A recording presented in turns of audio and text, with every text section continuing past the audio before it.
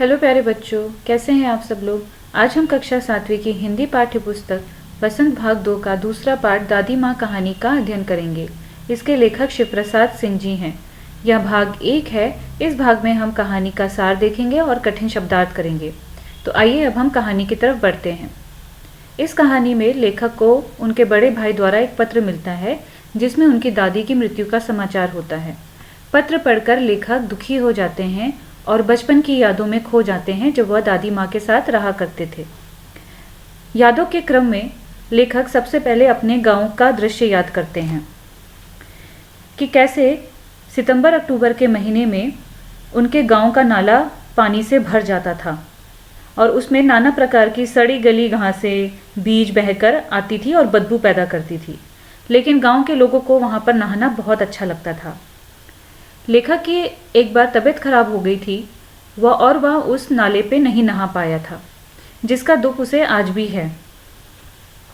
अपनी दादी माँ के व्यक्तित्व के बारे में लेखक बताते हैं कि उनकी दादी दुबली पतली शरीर की, सफ़ेद किनारीहीन साड़ी पहनती थी और उनके बाल एकदम सफ़ेद थे, वो भी जूट की तरह। उनकी दादी माँ उनसे बहुत प्रेम करती थी। एक बार लेखक की बचपन में तबीयत खराब हो जाती है तो दादी माँ दिन रात उनकी चारपाई के पास बैठी रहती हैं और उनके शरीर को छूकर उनका ज्वर पता करती हैं, यानी कि उनकी बॉडी का टेम्परेचर चेक करती रहती हैं कि फीवर कितना चढ़ा, कितना कम हुआ। चबूतरों की मिट्टी लाकर उनके माथे पर लगाती, उनके मुंह में डालती, पीपल की छाल से पानी छौंकती और वैद्य की दवाइयाँ देती।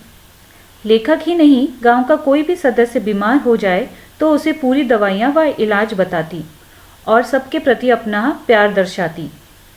लेखक की दादी अपने परिवार से ही नहीं अपितु सभी गांव वालों से बहुत प्यार करती थी। एक बार लेखक की दादी एक औरत धन्नो नाम की औरत को बहुत डांट रही होती है। धन्नो ने लेखक की दादी से कर्जा लिया था जिसे वह चुका नहीं पा रही थी। धन्नो बताती है कि उसकी बेटी की शादी तय हो गई है तो वह उनका पैसा कुछ समय के बाद लौटा पाएगी, जिस पर लेखक की दादी उस पर बहुत गुस्सा हो जाती है। धन्नो वहीं पर खड़े खड़े रोने लगती है।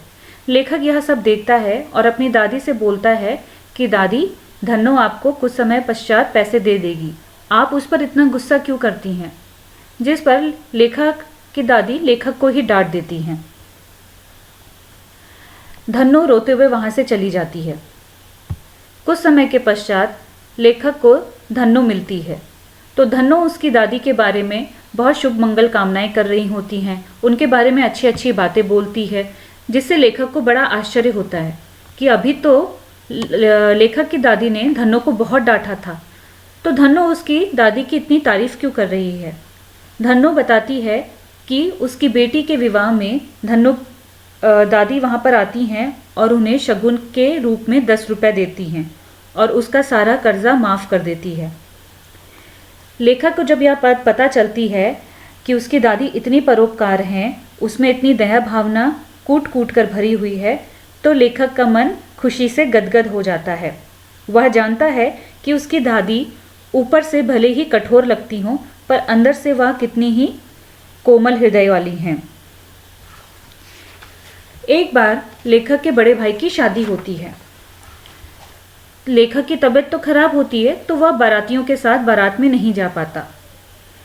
इसी तरीके से लेखक का जो मामा का बेटा होता है वह भी बारात में नहीं जा पाता, क्योंकि वह वहाँ पर बहुत देर से पहुँचता है।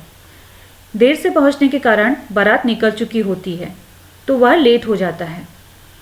फिर दोनों बच्चे अंदर चारपाई में सो जाते हैं। दादी माँ उन्हें चादर से ढक के छुपा देती है, क्योंकि उसी कमरे में औरतें शादी ब्याह के समय जब औरतें मनोरंजन करती हैं, गीत गाती हैं, नृत्य करती हैं और अभिनय करती हैं, तो उन्हें पता होता है कि हम यह किसी भी पुरुष के सामने नहीं करेंगे। उन्हें कोई भी पुरुष की उपस्थिति वहाँ पे उचित नहीं लगती है। वह पूरा औरतों का मनोरंजन स्थल होता है। तो दादी को यह बात पता थी, इसलिए वह दोनों लड़कों को चादर से छुपा देती हैं और उनसे कहती हैं तुम दोनों अंदर ही सोते रहना, उठना नहीं। लेकिन उनके अभिनय की आवाज़ सुन सुन के लेखक को हंसी छूट पड़ती है वह हंस देता है। अब उनकी पोल खुल जाती है। औरतें उनकी उपस्थिति पर आपत्ति जताती हैं। इस पर दादी औरतों को डांट देती हैं कि यह तो दोनों छोटे बच्चे हैं, इस पर तुम्हें क्या बैर, तुम अपना मनोरंजन कार्यक्रम आगे जारी रखे रहो। दादी सभी औरतों की आदरणीय होती हैं। सभी औरतें दादी की बात मान लेती हैं। इससे यह पता चलता है कि दादी गांव के सभी लोगों की पूजनीय और आदरणीय थी। सभी लोग दादी को स्नेह करती थी और दादी का कहना मानती थी। अगले क्रम में, इन यादों के क्रम में जो अगला क्रम है, उसमें लेखक याद करता है कि कैसे उसकी दादा की मृत्यु के बाद दादी बहुत अकेली पड़ गई थी और वह उदास रहने लगी थी। दादा की मृत्यु के बाद लेखक के पिता और भाई ने बहुत सा धन खर्च कर दिया था। वह बहुत सा धन अपने दोस्तों के साथ खेलने में, खाने पीने में, अय्याशी में उड़ा देते थे, जिससे उनके घर में आर्थिक संकट आ गया था। एक बार लेखक के दादाजी का श्राद्ध पड़ता है। श्राद्ध के समय लेखक के पिता बहुत सा धन खर्च कर देते हैं। उनकी दादी इस पर आपत्ति करती है कि श्राद्ध के समय इतना धन खर्च करने की आवश्यकता नहीं है, लेकिन लेखक के पिता नहीं मानते हैं और दूसरों से कर्जा लेकर एक भव्य श्राद्ध का आयोजन करते हैं, जिससे क्या होता है कि उनके ऊपर और अधिक कर्जा हो जाता है। अब वह बहुत दुखी रहने लगते हैं कि इतना कर्जा वह कैसे चुकाएं, और वह इसी सोच में डूबे रहते हैं। लेखक की दादी आती है और उनको अपने सोने के कंगन देती है। वह कहती है कि यह सोने के कंगन उनके दादा की आखिरी निशानी उनके पास छोड़ गए हैं। अब ये कंगन उनके हैं, वह इन सोने के कंगन को बेचकर अपना कर्जा उतार लें। दादी की इस त्याग भावना को देखकर लेखक का मन उनके लिए और सम्मान से भर उठता है। वह जान जाता है कि दादी कैसे त्याग और समर्पण वाली हैं। समर्पण किसके लिए? अपने परिवार के लिए समर्पित हैं वो। इसी प्रकार से उसकी दादी बहुत पूजा पाठ करने वाली और एक धार्मिक प्रवृत्ति की महिला थी। वह ईश्वर का ध्यान करती रहती थी। वह रोज़ दिया जलाती थी और ईश्वर के ध्यान में बैठी रहती थी।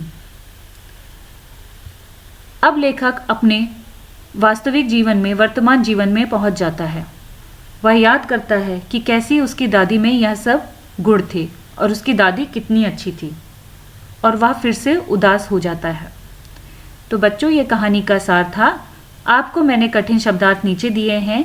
आपको अपनी कॉपी में कठिन शब्दार्थ करने हैं, और यदि आपको इसमें कोई समस्या आती है तो आप मुझसे कमेंट बॉक्स में पूछ सकते हैं। धन्यवाद।